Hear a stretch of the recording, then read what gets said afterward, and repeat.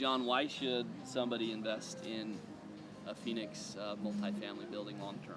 Right now, Phoenix has got a lot of things going for it. We've got a very stable economy. We get great job growth. I think it just was announced last week that we're fifth in the country for income growth, which is phenomenal. It's not so phenomenal when you're an employer and you got to pay people, but it's good that people are making more and more. That means they're paying higher rents and driving nicer cars and spending money on other consumables. In general, we can't keep up with the demand. Our occupancy right now is 97 to 99% occupancy across the entire market, which is phenomenal. I've never seen that my entire career. Why is the occupancy so high? People moving here, people staying here, companies moving here. We've got a lot of positive things that are going on in Phoenix.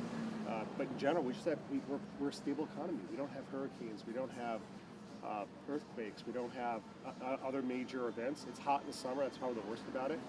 And we're probably not going to slow down in growth for a while because we don't have to fight to bring employers in here. They're coming in here for all those reasons.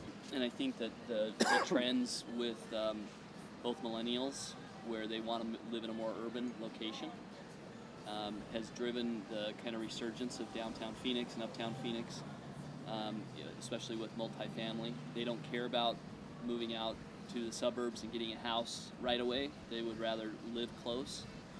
That's a trend that we're in the middle of right now. It's not over. We're actually at the beginning of it.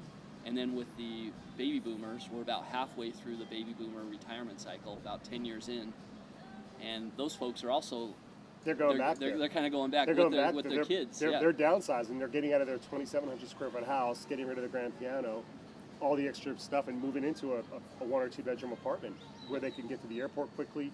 They can go out for coffee. They can be more involved. Yeah, that's a trend. And we're right in the middle of that cycle. So this is multifamily isn't a 2 or 3 year trend in my view. It's a 10 or 15 year trend where you continue to see the demand for multifamily growing, and so it's a supply-demand argument where supply is coming on in Phoenix, but it's barely keeping up with the demand, and sometimes there'll be some shortages based on. And remember, some of the supply that's coming in is taking out some of the older stock.